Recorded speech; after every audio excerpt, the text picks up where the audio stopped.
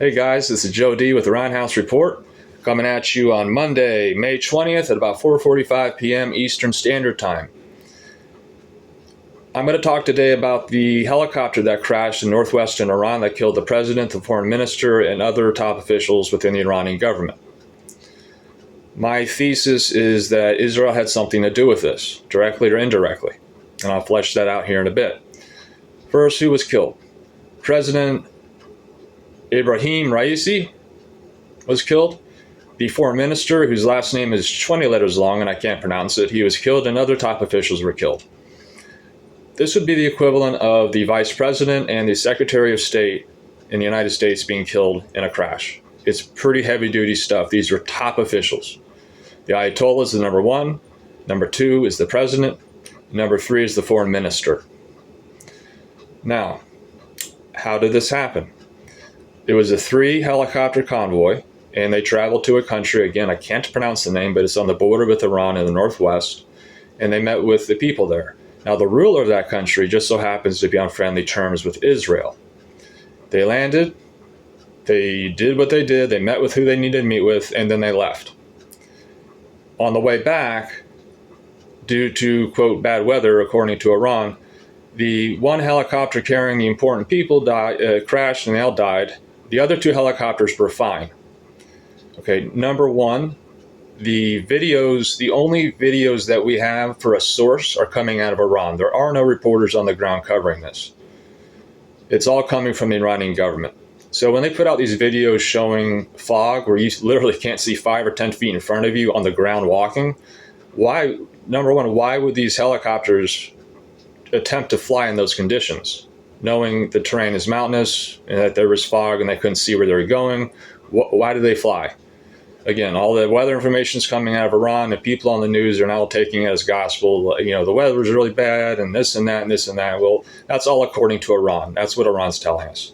Now, I want to go back and talk about Benjamin Netanyahu's speech, the Prime Minister of Israel, that he gave shortly after October 7th. And it was kind of disturbing. It seemed like a normal speech, but reading between the lines, he basically said, we're going to reach out around the world and we're going to touch and eliminate the people who were responsible for this. He didn't say that directly. What he did say is we're going to reach out and we're going to touch people wherever they may be who are responsible to this. And right away, the internet blew up, commentators blew up, saying this is like an Operation Wrath of God version 2. Operation Wrath of God was in the mid to late 70s at the Munich Olympics. Some Palestinian terrorists took the Israeli Olympians hostage, and subsequently they massacred them all on the tarmac, trying to leave the country. The prime minister at the time was Golda Meir, and she launched Operation Wrath of God, in which she sent out kill teams throughout Europe and other places in the world, and they had 11 targets, and these kill teams killed 9 of them, 9 out of 11. It was a very, very interesting time period. They made a movie about it, Munich. It's called Munich. It has Eric Bana and Daniel Craig in it. A very good movie, very on point, and I recommend watching that because it really kind of sends home what the message is. So that's kind of what people got. Commentators after that speech were kind of referencing Operation Wrath of God and saying this is a Munich 2.0 type of a scenario. And then Netanyahu made that speech, they were responding to that speech in which he basically said, we're going to reach out wherever we need to reach out, and we're going to touch them and hold people to account for what they did, the top planners of this October 7th attack. All right. Now, let me think. Operation Wrath of God was carried out throughout the 70s and the 80s. With regard to what actually happened with this helicopter crash, like I said, everything that we know is from Iran. So the weather, they're showing these videos of how thick the fog was and everything, and these reporters on television and even some analysts on television are accepting what Iran tells them. Oh, it was bad weather. It was there's a lot of fog. It's very mountainous. Okay, if that was the case, in the videos they're releasing, there's dudes walking along the roadway, and you can't see 5 feet in front of you. Why on earth would these helicopters take off under those conditions? They're not dumb, especially when they're carrying such powerful, high-ranking people. Well, they did it anyway. Now, the 2 escort helicopters were absolutely fine. The only one that went down was the one carrying the president, the foreign minister, and other officials. All right. The 2 escorts, again, they had no problem. And high-level people like that, think of the United States' version, the helicopter called the Marine One that carries the president and other high officials. Iran is a high-tech nation. It might be a third-world country, but they're very high-tech, especially in the missile department and the nuclear department, if you want to call it that, and just in general, their drones, their missiles, etc. They're not stupid. And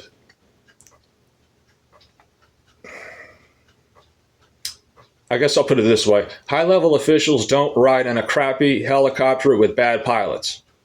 They just don't, especially in bad weather. That's not how things work. That's dumb, especially carrying these high-level people. Now, I explained the wrath of God, and I explained what they did. And I'm sure you guys, especially those of you who've seen Munich, you know exactly what I'm talking about. I don't really need to repeat that again. But the Iranians, and since the probably since 79, but especially in the last 3 decades, the Israeli Mossad, which is the American equivalent of the CIA, and the Special Activities Division, which is the CIA, but they have their own equivalent to it. And they do like black ops stuff where no one ever hears about anything. Those are people who have infiltrated Iran for decades in the surrounding region, and they have set up a massive network of human intelligence, spies.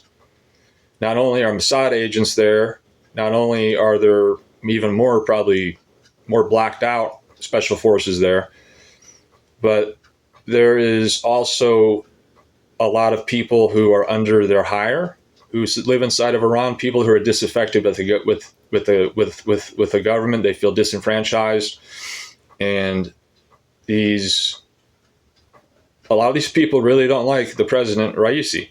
Raisi was known as the Butcher of Tehran. In the late 80s, he was behind the killing and torturing of thousands and thousands and thousands of Iranians who were political dissidents, people who spoke out. Just summary executions, basically.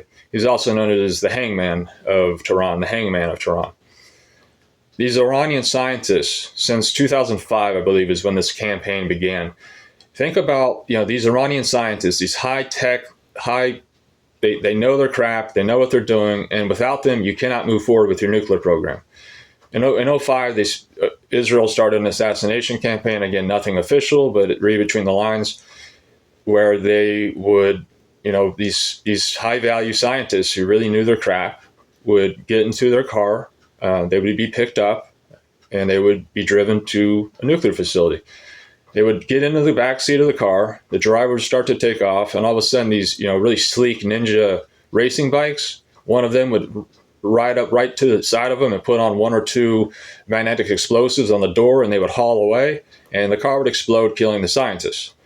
They did this 7 times. 7 different scientists were killed, and every one of them had a breadth, like a large amount of understanding, learning, and sophistication vis-a-vis nuclear programs. So if you knock one of these guys out, it's going to set you back. Now you have to find somebody who knew just as much as that guy, and that's hard to find. You just lost one of your best guys to make nukes, basically. So that was an assassination campaign that they did. And I think they've stopped now. I think the Iranian scientists are being kept in secret locations. But another issue was about 1.5 years ago, there was an Iranian militia commander of value, and him and his convoy of bodyguards took the same route every day to go to work.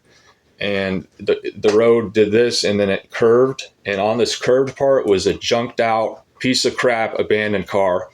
And one day they're going through it, and an automated machine gun within that vehicle, the crapped out car, opened fire on the convoy. They killed the intended target as well as 20 of his bodyguards. They just lit it up. Everyone knew that was Israel, but nobody said a thing. Like in terms of, Iran, they didn't say, oh, Israel did this. It was so sophisticated that it was done. So there are people on the ground in Iran who do these types of things. Again, I mentioned the ruler of the country from which they departed from, this 3 helicopter convoy, they're friends with Israel. I believe that Israel probably paid off somebody who is maybe a mechanic within the compound where presidential vehicles, helicopters, planes land. And I think they paid somebody off, and they put maybe they miswired it. Maybe they put a small explosive device at the base of one of the rotors. Who knows?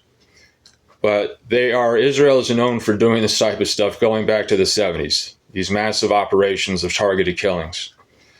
And Raisi, the president, you want to talk about someone behind October 7th, he's the one that ordered 500 Hamas terrorists from Gaza Strip to come into Iran and train at a Iranian Revolutionary Guard Corps training camp, 500 of them.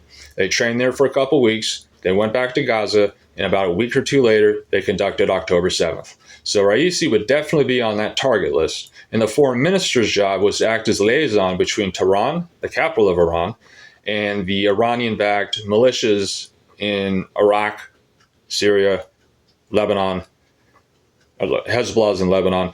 He was responsible for orchestrating arms shipments, giving orders, giving strategy and tactical advice, and kind of holding everything together in terms of the Iranian proxies that were in that region. That was his job.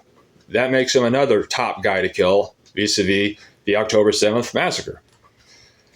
So this crash was like the equivalent of the vice president and our secretary of state going down and dying. The only thing that we know, and I don't like this, but the media and even some sources are talking about, these helicopters are flying in awful weather. They couldn't see what they were doing. The fog was so thick they couldn't see 10 feet in front of them. The videos being released from Iran backs this up. Like I said earlier, I might be repeating myself, but they're showing rescue workers trekking up into this fog, and you can't see like 10 feet in front of you. So why did they set out these 3 helicopters under such bad conditions? Why did they leave? Why didn't they just wait it out for a day or two? So they left. That's odd. And these anchors and my independent sources, which I haven't looked, I just watched one show today because I've been wanting to make this video since yesterday. And I got anxious, so I watched one update, and all the update said was that these people weren't confirmed dead. The helicopter did crash. They're dead. And it's because of all the fog and the bad weather. Well, who's telling them about the bad weather? There are no reporters. There are no Western reporters inside of Iran, especially in a rural area where this helicopter apparently went down in northwestern Iran. So these people are using Iran as the source to explain the weather. That's probably not a good idea. I don't trust Iran, and they're the only ones putting out this information. So these news people are taking it as gospel that, and I haven't dug into all my other sources yet, but they're taking as gospel that it was really, really bad weather. And how do they know that? Like I said, from Iran.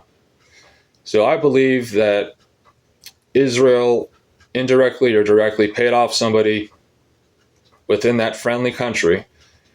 And there's a lot of disenfranchised Iranians who really do not like the regime. There's people in eastern Iran who've been protesting for 5 years now because they see the news and they see all the billions of dollars Iran is getting from sanctions relief, and yet they still don't have running water or enough food. So the people in Iran, and remember, in 2009, the Green Movement almost overthrew the regime in Iran. So there's a lot of people in Iran who do not like these people, the government. And I'm sure there's people who feel similarly, who are probably also Persian, on these neighboring countries. That is why I believe that Israel was behind this. If you want to go after the top people who planned this October 7th thing, the president, Raisi, and the foreign minister are the top 2 guys to go after. And that's why I believe that Israel did this. Israel was behind it in one way or another. And there's a lot of propaganda going on from both sides. But I will tell you that social media has blown up with people who feel the same way, that Israel had something to do with this. So that speculation theory, I wouldn't call it a conspiracy theory because it makes too much sense to be conspiratorial necessarily. So people on the internet, X, different social media sites are already saying that they believe Israel did it.